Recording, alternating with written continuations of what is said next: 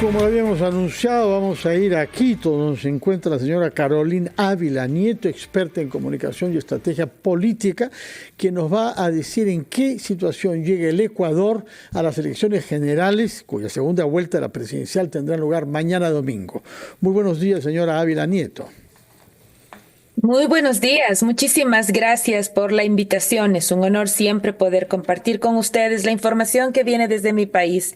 El día de mañana, en efecto, vamos nuevamente a elecciones. Es atípico en el caso ecuatoriano estar durante 2 años ya casi que en 5 procesos electorales. Por supuesto que hay un agotamiento de la sociedad y por supuesto también una expectativa para que los resultados, sobre todo de este 13 de abril, puedan ser respetados, puedan ser aceptados y puedan llevarse de la mejor manera posible. En este minuto todos los ojos están atentos al rol del Consejo Nacional Electoral, que lamentablemente ha levantado dudas en ambos frentes políticos. ¿Y esas dudas están justificadas? A mí me parece que sí, y no solo a mí, sino a buena parte de la población y a buena parte de los actores políticos. En primer lugar, existe diremos que las condiciones para que el Consejo Nacional Electoral levante las alertas. Si bien es cierto, no es juez de última instancia, pero cuando alguien está cometiendo una falta, un árbitro saca al menos la tarjeta amarilla, ¿verdad? Sí. Y cuando eso no se da, inmediatamente la audiencia, en este caso la gente en el mismo partido reclama, no se diga a los mismos jugadores. El Consejo Nacional Electoral debió levantar alertas el momento en que se dieron prácticas que no son aprobadas dentro del Código de la Democracia. La justificación que presentó el Consejo Nacional Electoral es que su rol como observador y árbitro no le permite ser juez y que para eso estaban los ciudadanos o los actores políticos ya levantando las denuncias ante otra instancia que sí es la que juzga, que es el Tribunal Contencioso Electoral. El problema es que si el juez no levanta, aunque sea la alerta, el llamado de atención, queda como en entredicho, queda como un juez, como un árbitro, sumiso. Y esa es la imagen que está teniendo Diana Tamain. Más todavía cuando hace 2 días el vicepresidente del Consejo Nacional Electoral, Enrique Pita, menciona en un medio de comunicación que sí debieron haber levantado esa alerta y que ya no lo hicieron porque ya otros ciudadanos. Muy bien. Entonces, no puedes comparar lo que un ciudadano de a pie podría poner en el Tribunal Contencioso Electoral como lo que alerte el árbitro, que en este caso es el Consejo Nacional Electoral. De acuerdo. Lo bueno de esto es que los 2 partidos políticos se han organizado, ya no solo la Revolución Ciudadana, también ADN, y están más de 90,000 observadores electorales representando a cada tienda política, atentos a cualquier anomalía que se pueda presentar eso es en el proceso. Positivo, el número elevado de observadores y al mismo tiempo las misiones internacionales de observación que han sido aceptadas, ¿no? Que han sido invitadas. Tal cual. De acuerdo. Así Ahora, es, esa es una gran ventaja. Al fondo mismo del debate político. ¿Cuáles son los temas que condicionan, que deciden el voto de los ecuatorianos tal y como las encuestas pueden permitir? Son 13 millones de electores, recordémoslo. En este caso se mantienen los temas urgentes de la elección del 2023, es decir, seguridad, economía, educación y salud. Por supuesto, siempre está la corrupción de manera transversal, como pasa en cualquiera de los países de nuestra región, ¿verdad?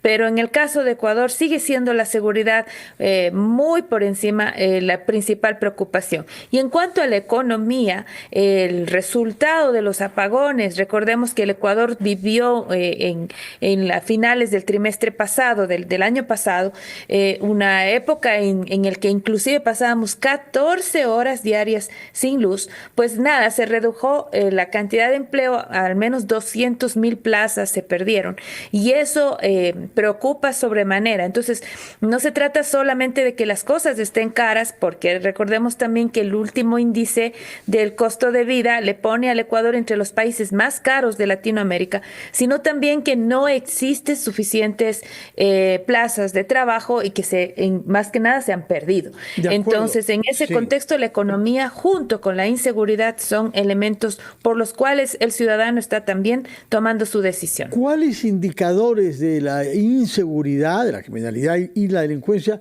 han empeorado y cuáles han mejorado durante los últimos tiempos, que corresponde al mandato presidencial reducido que ha tenido el señor Noboa, que se presenta a su propia sucesión ahora, ¿no?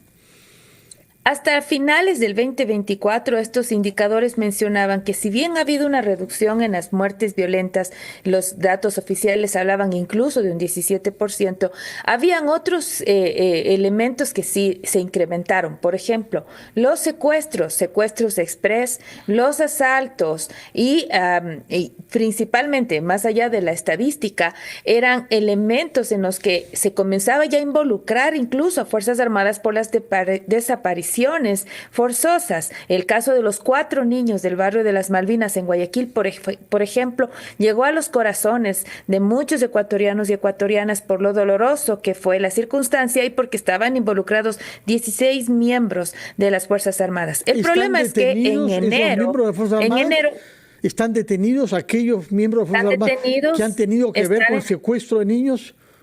Están detenidos porque ellos estaban bajo, diremos, los 4 niños fueron retenidos por los 16 miembros de esta patrulla y a versión de estos 16 miembros fueron luego dejados en libertad, diremos así, en una calle inhóspita, en un poblado muy lejano, a 1 hora y más de distancia de la casa, del lugar en donde fueron retenidos. Entonces, en ese contexto son los responsables, los 16, y esa es la razón por la cual un juez determinó que estén en arresto.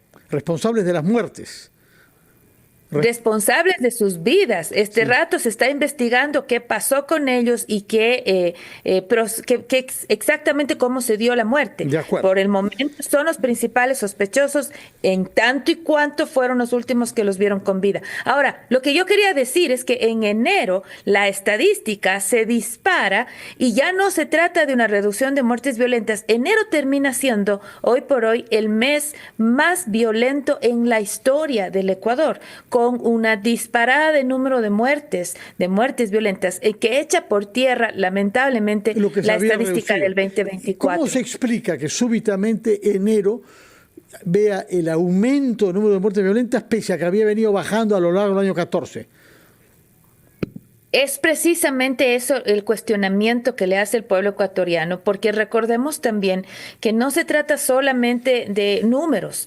En abril pasado, ya cumplimos 1 año, se le pidió un incremento al Ecuador del 3 puntos del IVA precisamente para financiar el Plan Fénix, que es el proyecto emblemático de seguridad del presidente Noboa. Estamos hablando de 1.500 o 1.800 millones de dólares que el gobierno incluso ha declarado que ha recibido de manera adicional gracias a este sacrificio de los ecuatorianos de subir 3 puntos del 12 al 15% del IVA. Recordemos que el IVA es un impuesto que nos afecta a todos, no solamente a los... Entonces, el tema es que, y nos hacemos la misma pregunta que usted, 1.500 o 1.800 millones adicionales destinados para financiar justamente todos los esfuerzos de seguridad, y enero y febrero, porque la estadística de enero es dolorosa, pero la de febrero no se queda atrás, siguen sosteniendo lamentablemente este tipo de pérdidas. Lamentablemente. Pregunta final, si me permite, por favor. Ya conocemos la composición del Congreso del Ecuador. No hay mayorías absolutas. ¿Qué posibilidades ve usted de que pese a la polarización de la campaña hayan consensos y la búsqueda de puntos programáticos comunes a las dos fuerzas que se están enfrentando en la segunda vuelta? Porque va a haber que buscar esos consensos en el Congreso de todas maneras. Quien quiera que gane va a tener un desafío enorme a partir del 14 de abril y va a depender de sus habilidades para gestionar esa gobernabilidad. Cuando ganó Daniel Noboa en el 2023, él de hecho no tenía ni siquiera los suficientes votos, pero logró articular una mayoría incluso con el favor de la Revolución Ciudadana.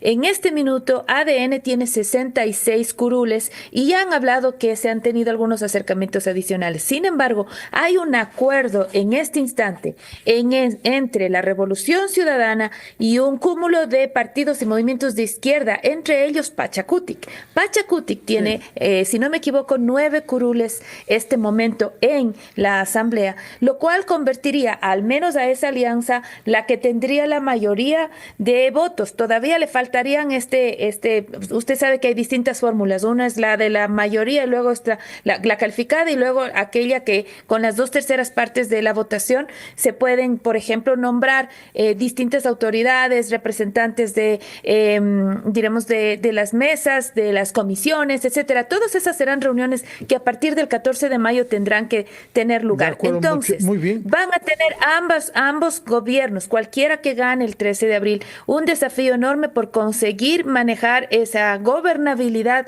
que requiere en la Asamblea. Al parecer, la Revolución Ciudadana lleva un poco más de ventaja solo por el hecho de haber tenido ya un acuerdo programático, como lo llaman ellos, ya establecido. Muchísimas gracias, y lo que deseamos es que gane el mejor, que las elecciones sean impecablemente transparentes y democráticas y que el Ecuador pueda superar esta crisis de inseguridad y de criminalidad que está atravesando.